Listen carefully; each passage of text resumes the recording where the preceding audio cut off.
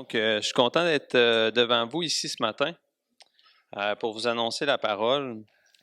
Je vous oublie pas, j'oublie pas la prière. Ça, le monde me reproche souvent que j'oublie la prière en commençant. Je veux juste faire la lecture de notre texte, puis après ça, on va remettre ça au Seigneur. Pour vous remettre en contexte, dans le fond, quand j'enseigne, je fais une étude sur la souffrance. On a commencé à voir le livre de Job ensemble. Fait qu'on a vu, lors de la dernière prédication, là, Job chapitre 3 jusqu'au chapitre 37, on a vu plusieurs choses. On a vu en fait que les amis de Job veulent focusser sur une théologie qu'on appelle la théologie rétributive. Qu'est-ce que ça veut dire? Ça veut dire que si Job a des malheurs, c'est à cause qu'il a péché. Nous avons vu aussi que les amis de Job sont dans l'erreur. On ne peut pas faire d'équation. Ah, ben j'ai tel malheur dans ma vie, donc il a dû avoir un péché dans ma vie.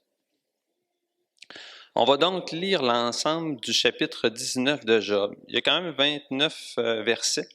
C'est une bonne longueur, mais je pense que ça vaut la peine de se la mettre en tête. Je parlais avec des gens ce matin. Ils me disaient « Ah oui, je l'ai lu, mais je m'en souviens pas. » Puis tout ça, fait qu'on va l'avoir dans notre tête. Fait que c'est ce que je vous propose ce matin. Job chapitre 19, verset 1. Job prit la parole et dit, « Jusqu'à quand affligerez-vous mon âme et m'écraserez-vous de vos discours? Voilà 10 fois que vous m'outragez. N'avez-vous pas honte de m'étourdir ainsi? Si réellement j'ai péché, seul j'en suis responsable. Pensez-vous me traiter avec hauteur? Pensez-vous démontrer que je suis coupable?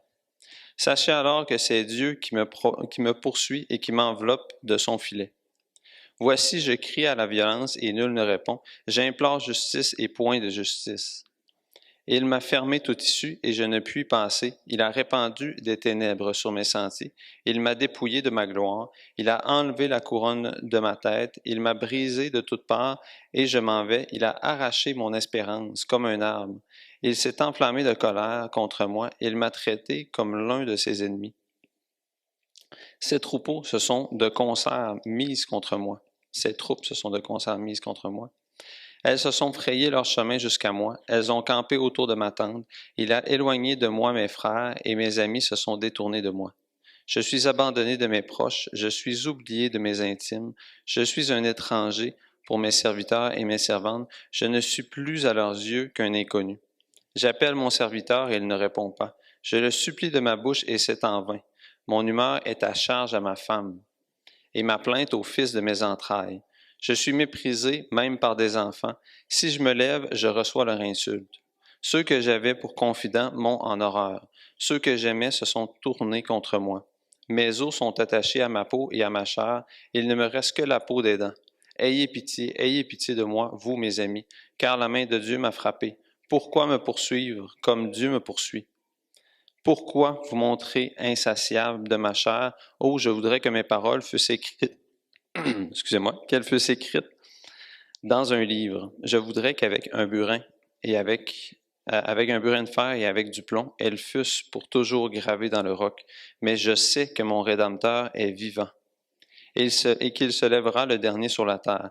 Quand ma peau sera détruite, il se lèvera. Quand je n'aurai plus de chair, je verrai Dieu. Je le verrai et il me sera favorable. Mes yeux le verront et non ceux d'un autre. Mon âme languit d'attente au-dedans de moi. Vous direz alors, pourquoi le poursuivions-nous? Car la justice de ma cause sera reconnue. Craignez pour vous le glaive. Les châtiments par le glaive sont terribles et sachez qu'il y a un jugement. C'était la lecture de la parole de Dieu. Donc, on va prier, on va remettre le texte au Seigneur, puis on va regarder ça ensemble. Seigneur Dieu, je te remercie pour ton serviteur Job. Je te remercie pour ce livre-là que tu nous as donné sur la souffrance qui peut venir nous chercher, qui peut nous parler encore aujourd'hui, plus de 4000 ans après son écriture, Seigneur Dieu. Je te remercie pour l'œuvre que tu fais à travers ton Église. Je te demandé de bénir Pasteur Clermont aussi, puis qu'on puisse se retrouver en forme à son retour. Puis bénis le reste de ton assemblée, bénis le matin, ce matin, puis le temps qu'on va passer ensemble. Amen. Vous connaissez, petite gorgée d'eau? Donc, je veux juste qu'on fasse un récapitulatif. Job qui vit des souffrances intenses, qui est au milieu de ces souffrances-là, de ses épreuves, de sa peine puis de sa dépression, Job déclare à travers tout ça son assurance qu'il existe une vie après cette vie de douleur et de souffrance et une résurrection. J'étais content quand le pasteur Jérôme en a glissé un mot ce matin dans son introduction parce que ça allait vraiment avec le texte que j'avais à cœur de venir vous apporter ce matin. Une résurrection auquel il prendra part, Job, par lui-même et non ceux d'un autre, comme ses paroles vont dire.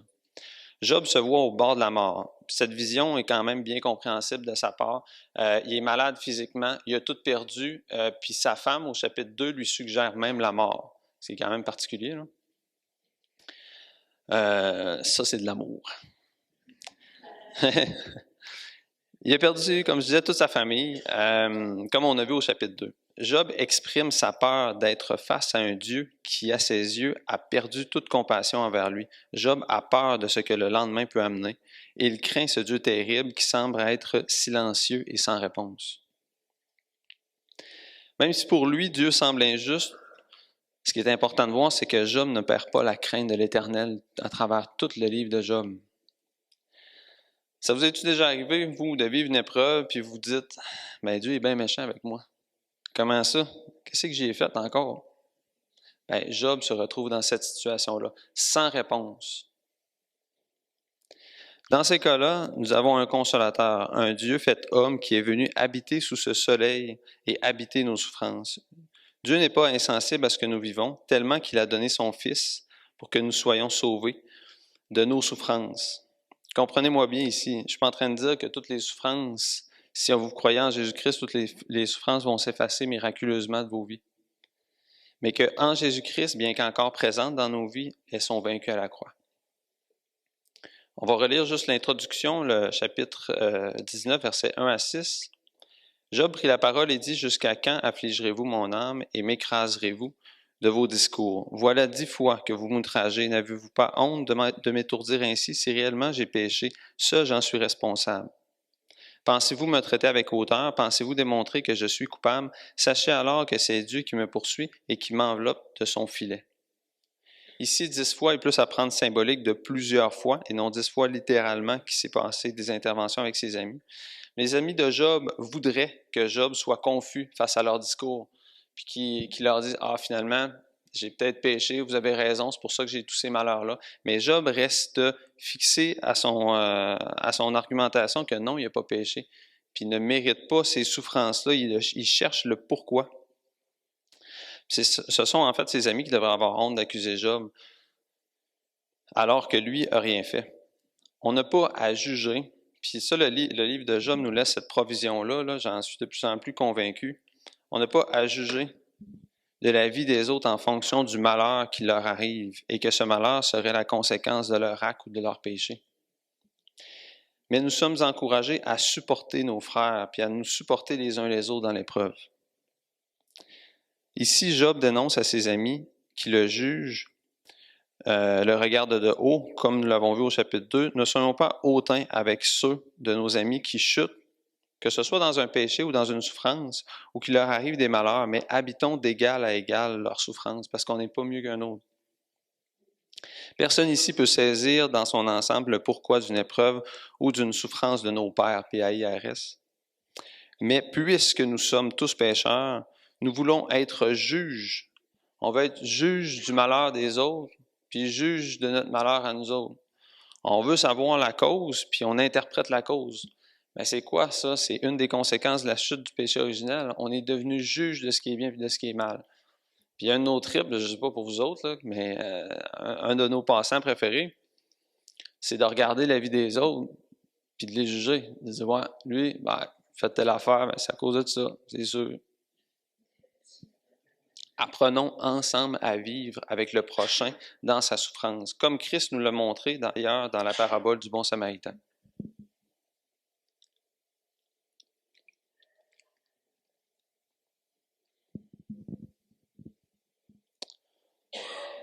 Les amis de Job doivent réaliser la situation que c'est Dieu qui autorise les souffrances de Job, mais que ce n'est pas parce que Job se serait mal conduit, la raison appartient à Dieu. Ça, c'est une petite vérité qu'on peut passer vite là, par-dessus, là, mais la raison appartient à Dieu.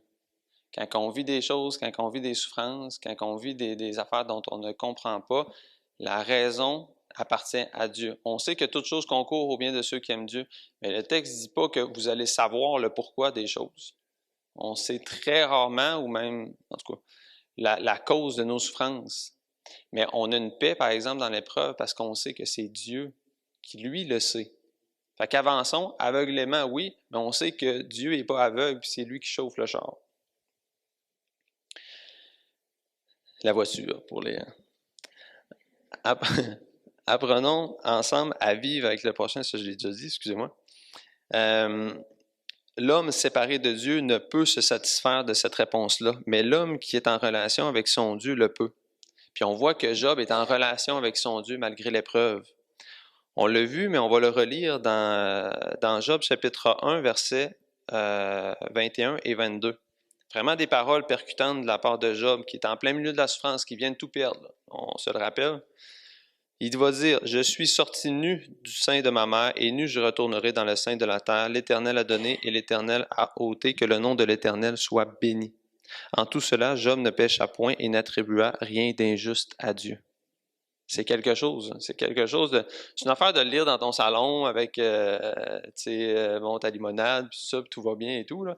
Mais c'est quelque chose d'autre de le dire quand tu es dans la cendre et la poussière, que tu as perdu tous tes enfants, tous tes avoirs, puis que tu dis cette déclaration-là, c'est quelque chose.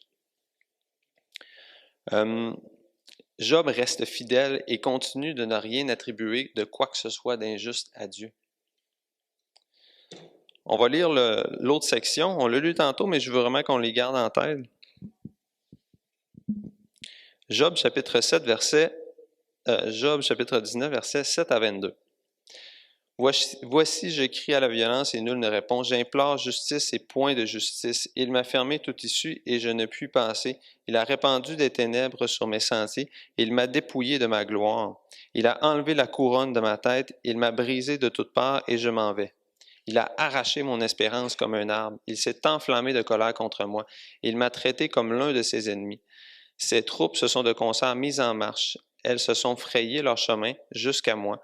Elles ont campé autour de ma tente. Il a éloigné de moi mes frères et mes amis se sont détournés de moi. Je suis abandonné de mes proches. Je suis oublié de mes intimes. Je suis un étranger pour mes serviteurs et mes servantes. Je ne suis plus à leurs yeux qu'un inconnu. J'appelle mon serviteur et il ne répond pas. Je le supplie de ma bouche et c'est en vain. Mon humeur est à charge à ma femme et ma plainte au fils de mes entrailles. Je suis méprisé même par des enfants. Si je me lève, je reçois leur insulte. Ceux que j'avais pour confidents m'ont en horreur. Ceux que j'aimais se sont tournés contre moi. Mes os sont attachés à ma peau et à ma chair. Il ne me reste que la peau des dents. Ayez pitié de moi, vous mes amis, car la main de Dieu m'a frappé. Pourquoi me poursuivre comme Dieu me poursuit? Pourquoi vous montrer insatiable de ma chair? C'est des paroles qui sont quand même assez fortes. Hein? On voit que cet homme-là passe par un tourment on dirait qu'il ne lui laisse pas de pause. Jour et nuit, il va l'accabler. Quand au moins les soucis du fait qu'il a perdu ses enfants, puis tout ça pourrait peut-être le lâcher, bien, il y a la douleur physique qui le maintient dans sa souffrance. Job veut en appeler à sa cause. Il veut être entendu. Des gens qui l'entourent, oui, mais surtout de Dieu. Il veut être entendu de Dieu. Il veut discuter avec Dieu de sa situation. C'est à Dieu que nous pouvons, en la personne de Jésus-Christ, nous faire entendre. Nous aussi. Même si nous avons tort en passant. Même si, mettons, dans une situation, on a un certain pourcentage de responsabilité puis que notre malheur serait peut-être dû à nos actions aussi. Ça peut arriver. Bien, on a un trône de grâce aujourd'hui auquel on peut aller puis discuter avec Dieu en tout temps. Ce que Job cherchait, là, nous, on l'a en tout temps. Que ce soit dans notre salon, peu importe où est-ce que vous êtes, vous pouvez vous adresser au trône de grâce, à la personne de Jésus-Christ, puis épancher votre cœur.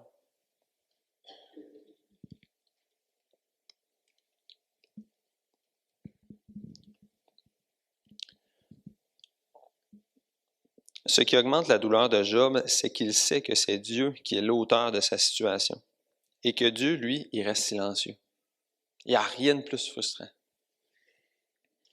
Dieu ferme à Job toute issue. Job ne peut qu'attendre que Dieu lui parle. Il est dans une situation ou il peut juste s'attendre que Dieu lui parle. Il souffre, puis c'est continuel, puis il sait que la seule étape à venir, c'est que Dieu vienne le rencontrer. C'est absolument contradictoire puis impossible à l'homme déchu, à l'homme séparé de Dieu, de s'attendre à Dieu comme ça, sans rien tenter.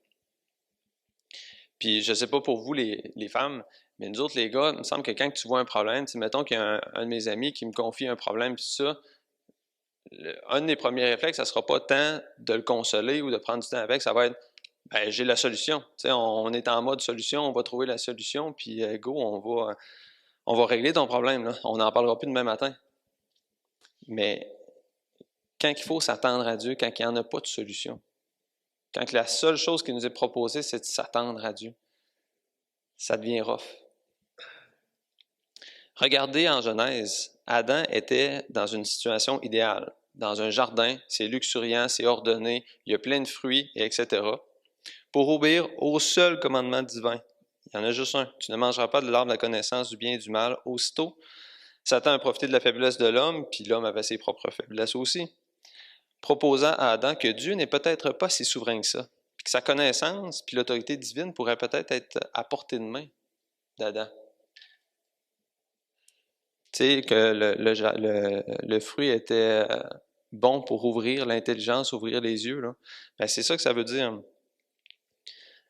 Fait qu'Adam a péché, puis ainsi, Adam a démontré son incapacité à faire confiance à Dieu. Et ça, c'est une citation de Martin Luther que je trouve vraiment intéressante, de laisser Dieu être Dieu. C'est quelque chose à faire. Le second Adam, c'est-à-dire Jésus-Christ, a démontré durant qu'il a été tenté au désert que lui avait la capacité de laisser Dieu être Dieu dans sa vie. Alors qu'il portait le salut du monde sur ses épaules, il a démontré sa capacité de faire la seule chose pour laquelle l'humanité a été faite, puis il en était incapable, obéir à Dieu, puis laisser Dieu être Dieu. Je me répète là, mais laisser Dieu être Dieu, comment j'en suis incapable? Par mes propres forces. Pour ma part, j'ai tellement à apprendre de Job. Combien de fois il y a eu un petit nuage qui s'est pointé dans le soleil de ma vie, pour être poétique, là? Hein, le petit côté, là. Je vais peut-être faire un poème à Noël dans ce moment. Apprenons en tout cas, moi, à faire confiance à Dieu, même si je ne sais pas le pourquoi de ma souffrance, même si je ne sais pas le pourquoi ou la cause, c'est Dieu qui gère. C'est ce que je souhaite être capable de faire. Je ne sais pas si vous vous souvenez, à travers les témoignages, je pense que j'en avais déjà parlé, mais quand j'avais 16 ans, j'ai été opéré pour le cœur. J'en ai tellement voulu à Dieu, je ne vous raconterai pas tout mon témoignage, mais tu sais, juste d'être bloqué dans un lit, bon, l'épreuve en tant que telle et tout ça, j'étais comme... Puis j'ai traité, puis là, je m'excuse de dire ça devant l'Église, mais tu sais, j'ai traité de Dieu de tous les noms possibles. Puis je lui en voulais personnellement. Puis Dieu m'a tellement fermé le caquet que par après, tu sais, j'ai juste pu voir que de cette épreuve-là est découlé tellement de belles choses, de belles bénédictions. Puis ça ne sera pas, Dieu m'a donné cette grâce-là à ce moment-là, dans cette épreuve-là, mais ça ne sera pas, mais si vous souffrez, c'est parce qu'il va y avoir plein de bénédictions par après dans votre vie. Non, c'est pas ça. Tu sais, Dieu m'a donné une image à travers cette épreuve-là. Mais la plupart des bénédictions qui sont reliées à nos épreuves, ben, ils vont avoir une répercussion de l'autre côté. On ne les verra pas ici dans le moment. Mais prions pour être capables, ensemble, d'être patients en temps d'épreuve, de s'attendre à Dieu. Et non premièrement à se sortir de l'épreuve, mais pour être capable de voir Dieu dans l'épreuve. Ici, Job ne pécha pas, il s'attend à Dieu, mais dans sa souffrance, il trouve le silence du Dieu souverain sur sa vie pour le moment. Le silence de Dieu sur nos vies ne veut pas dire que Dieu nous a oubliés ou qu'il est indifférent face à nos souffrances.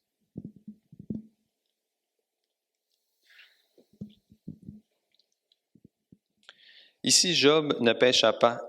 Ça, je l'ai déjà dit, excuse-moi. Avez-vous déjà vu que ce soit une tempête en pleine mer, ou soit sur YouTube, ou soit dans les films, ou encore en vraie vie?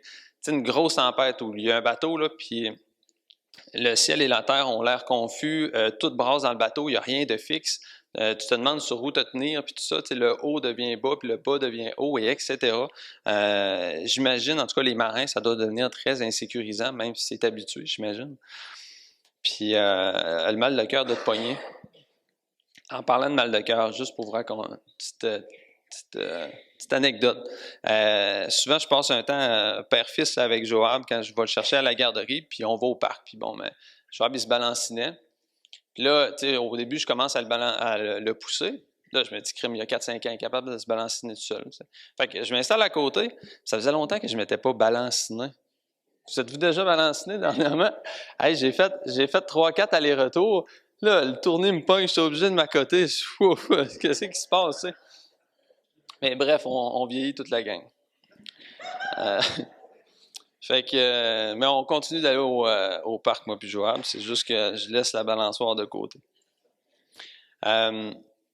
Bref, juste pour revenir avec l'exemple du bateau qui est en plein milieu de la tempête, Christ est notre ancre, notre phare, et même si les vagues sont trop hautes, restons fixés sur la lumière et laissons-nous guider par notre phare à bon port. C'est beau, hein? Il y a un autre exemple qui me venait en tête, un exemple que vous avez probablement déjà entendu. Il y a un homme, un jour, qui a fait un rêve. Il marchait dans le sable avec Jésus à ses côtés, puis quand il a regardé en arrière, il a juste vu une trace de pas au loin. L'homme demanda alors à Jésus pourquoi il l'avait abandonné. Jésus lui dit que la trace de pas était les siennes et que Jésus le portait en temps d'épreuve.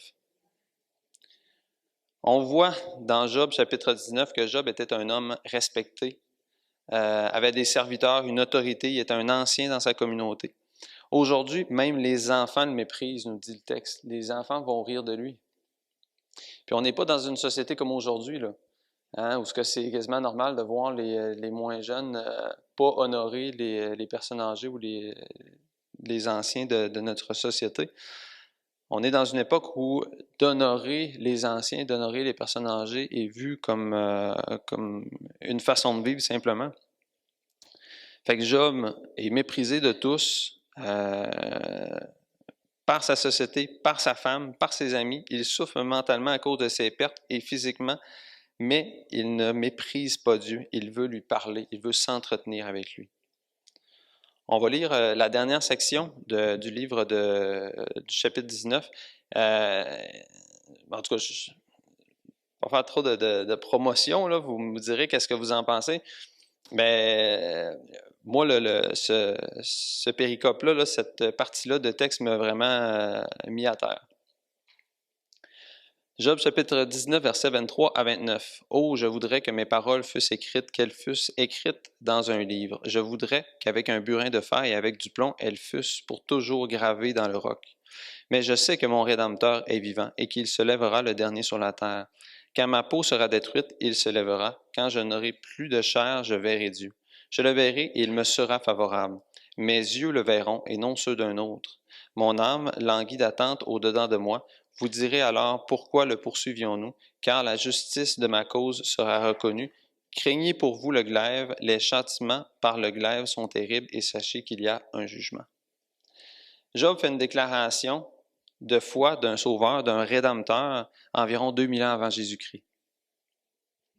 Certains théologiens plus libéraux, certains incroyants vont dire aussi que la résurrection puis la vie après la mort fait partie d'un folklore qui aurait appartenu parmi les premiers siècles de l'histoire de l'Église. Mais ici, nous pouvons voir que ces doctrines-là sont bien présentes puis dès l'époque des patriarches. Parce que Job est daté là, de l'époque des patriarches, c'est-à-dire d'Abraham, Isaac et Jacob. Donc, ça fait très longtemps que les Écritures parlent de résurrection et de vie après la mort. La Bible est d'une unité incroyable, puis en son centre se trouve Christ, même dans le livre de Job. Rappelons-nous que Job ne se considère pas sans péché, comme on a vu lors de la dernière prédication. Il réagit au discours de ses amis en Job, chapitre 9, verset 2.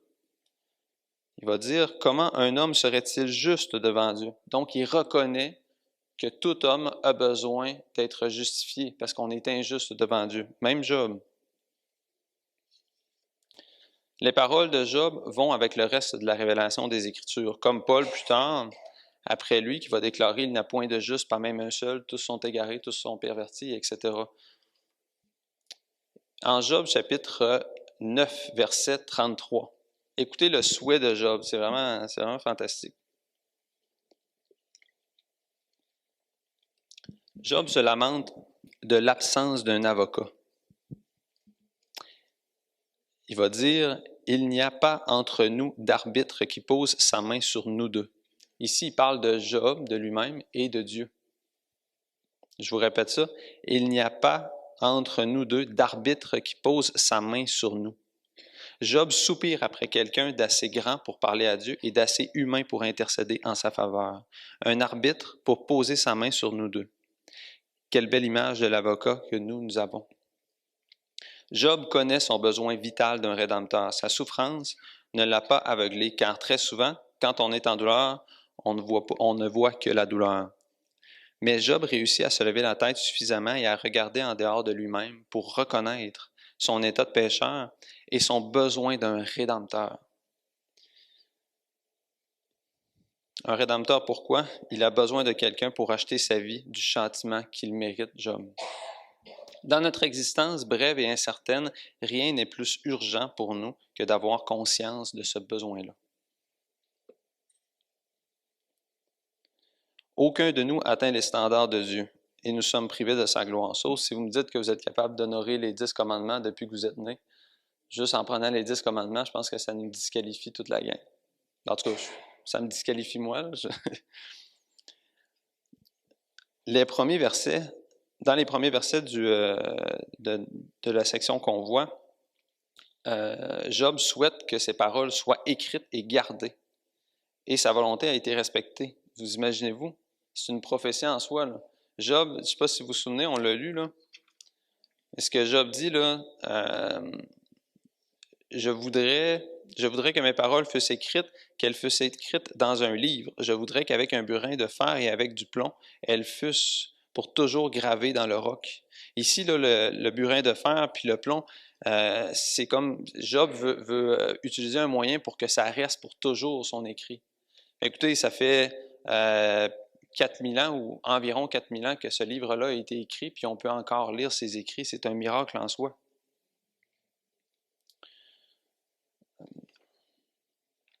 Je me suis perdu.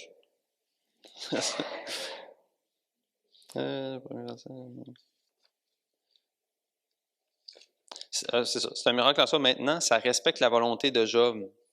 Parce que ça respecte le souhait que Job a fait à travers Job 19. Ça respecte davantage la volonté de Dieu. Dieu veut que les paroles de Job soient marquées au fer rouge dans la mémoire de tous, puis dans les mémoires de son peuple, dans les mémoires de son Église.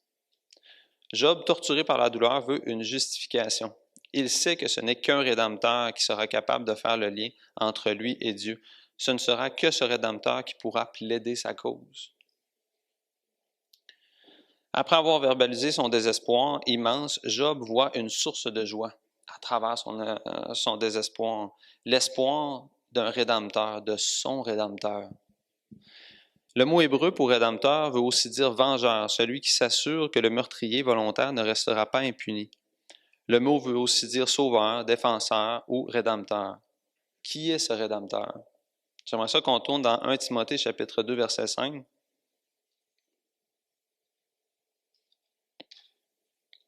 1 Timothée chapitre 2, verset 5. Car il y a un seul Dieu et aussi un seul médiateur entre Dieu et les hommes, Jésus-Christ, homme. Je vous répète ça.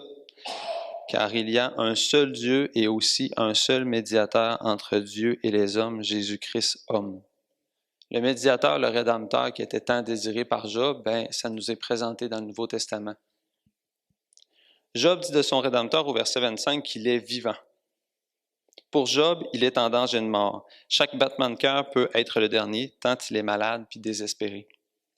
Mais Job sait que son Rédempteur vit et que par sa vie, il peut obtenir la justification pour son existence. Ça donne une espérance qui aide Job à surmonter ces temps difficiles-là, de savoir qu'il y a un Rédempteur. On ne peut pas lire ces passages-là sans penser à notre propre Rédempteur qu'on connaît aujourd'hui en la personne de Jésus-Christ. Dans Hébreux chapitre 7, verset 25, Hébreux chapitre 7, verset 25, c'est aussi pour cela qu'il peut sauver parfaitement ceux qui s'approchent de Dieu par lui, étant toujours vivant pour intercéder en leur faveur et qui a mis en évidence l'immortalité et la vie éternelle. On va continuer. 2 Timothée chapitre 1, verset 10. et qui a été manifesté maintenant par l'apparition de notre Sauveur Jésus-Christ, qui a détruit la mort et mis en évidence la vie et l'immortalité par l'Évangile. Notre défenseur se lève comme un témoin à la cour pour plaider notre cause devant le tribunal. Mais ici, nous ne devons pas penser que Job était au courant des révélations qu'on a dans le Nouveau Testament. Il espérait un Rédempteur. Il espérait que Dieu allait lui apporter un Rédempteur. Jésus-Christ est la personnification des désirs les plus fous de Job en ce qui concerne ses attentes de son Rédempteur. Nous avons accès par la rédemption et la croix à ce Rédempteur-là, Jésus de Nazareth, le Dieu fait homme qui a porté le moindre de nos souffrances et défend notre cause à la cour céleste.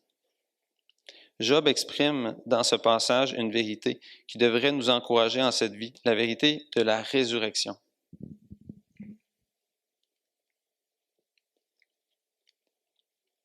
Job dit, après que ma peau sera détruite, moi-même, en personne, je verrai Dieu.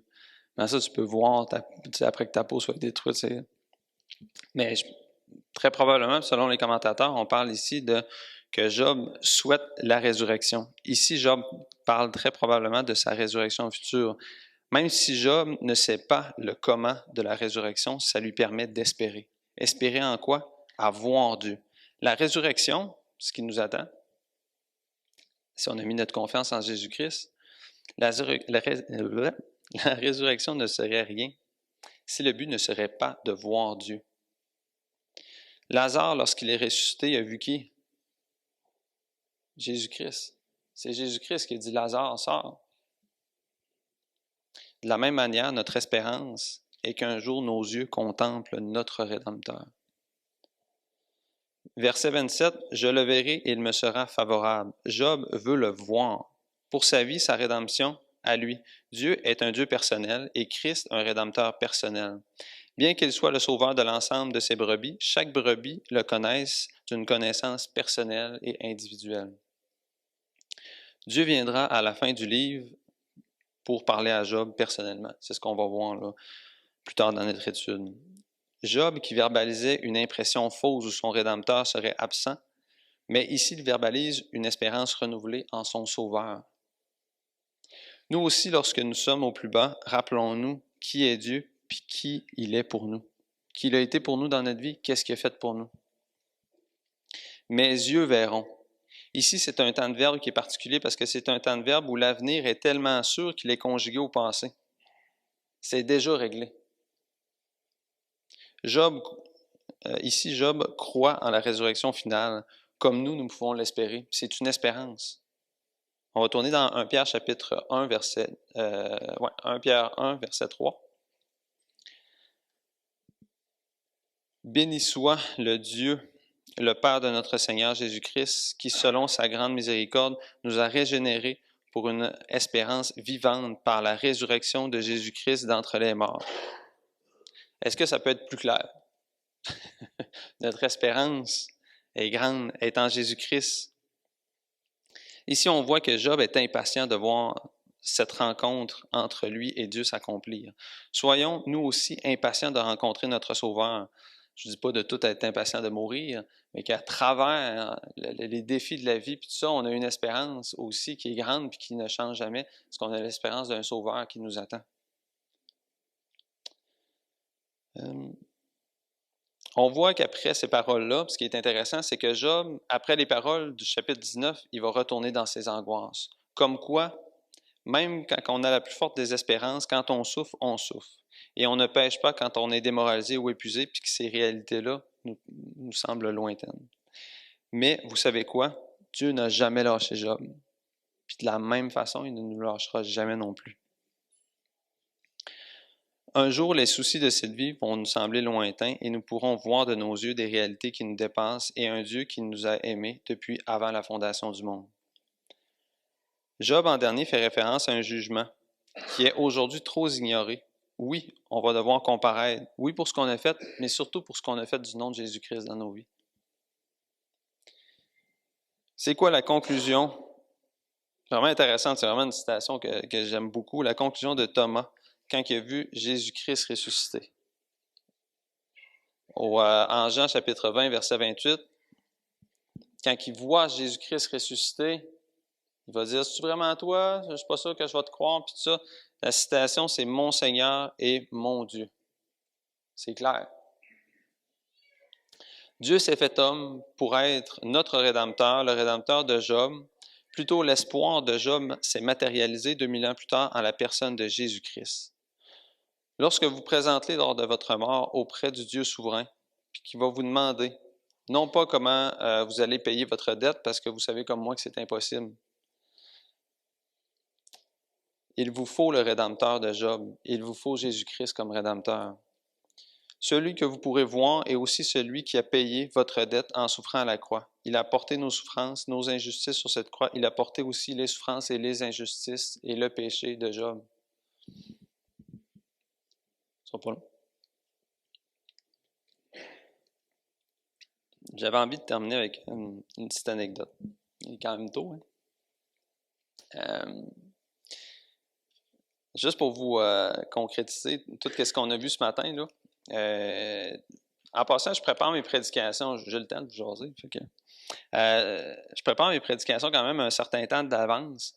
Puis quand je ressors les prédications, mettons une semaine d'avance pour relire, puis tout ça, il y a tout le temps des exemples qui manquent.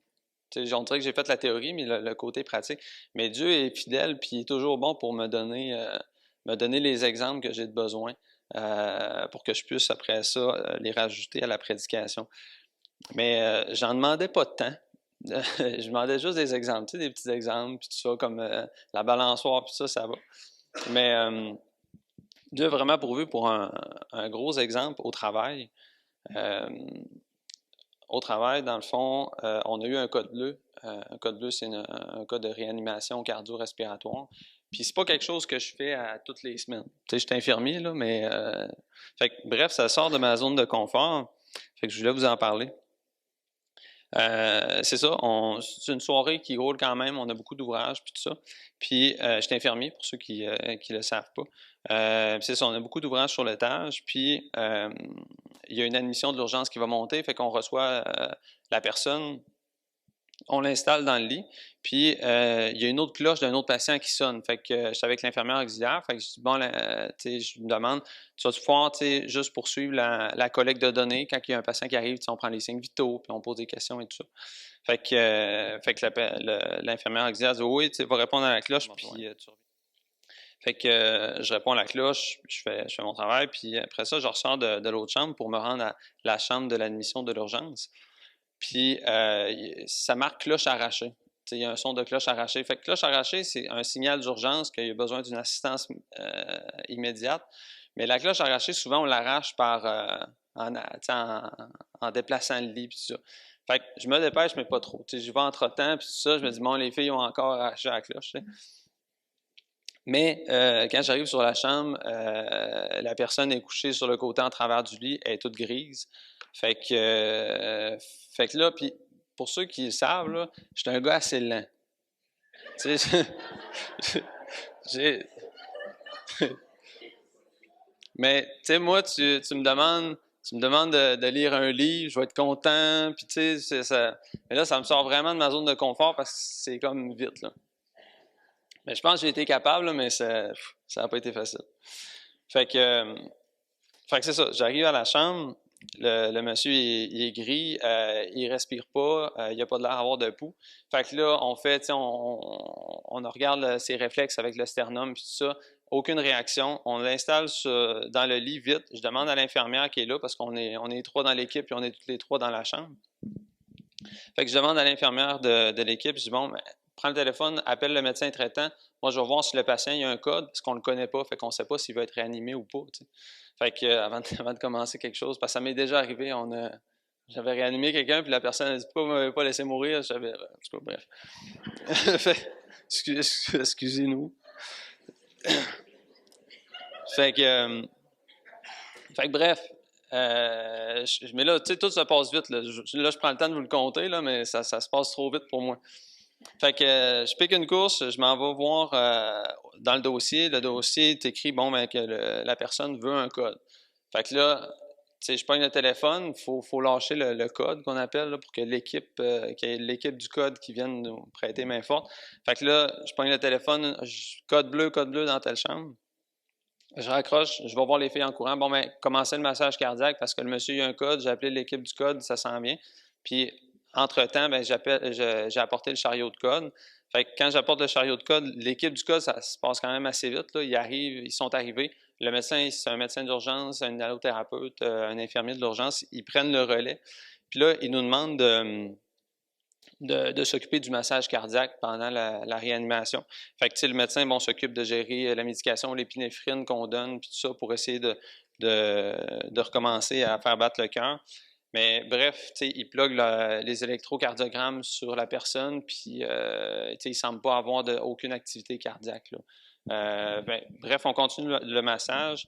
L'infirmier de l'urgence, il prend le pouls au niveau de la fémorale, puis il m'indique si mon massage est efficace ou pas. Puis là, on est en COVID, hein? Le petit patient est en isolement. Là, j'ai la jaquette, j'ai tout le stock, j'y fais chaud, puis tout. Là, masser, tu sais, c'est pas comme dans les films, là. Tu sais, dans les films, on voit qu'il masse, puis il sourit, puis il jase, puis tout ça.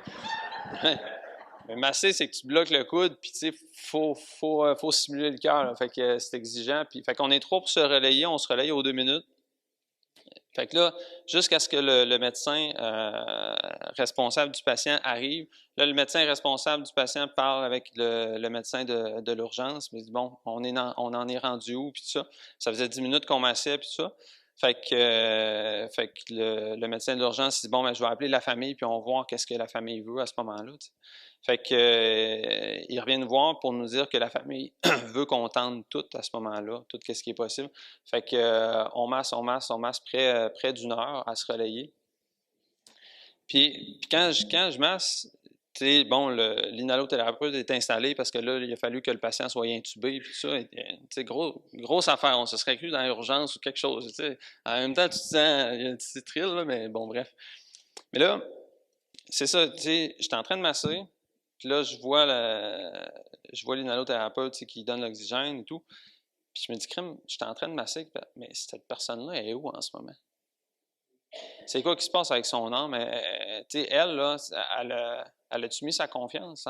Y a-tu un rédempteur pour elle? Elle est rendue où, cette personne-là? Parce que j'y ai parlé. Tu sais, je veux dire, 2 minutes avant qu'elle tombe dans les pommes, on lui posait des questions et tout, là. Fait que, bref, pour faire la suite de l'histoire, on a massé, c'est ça, pendant près d'une heure, puis la personne n'est pas revenue.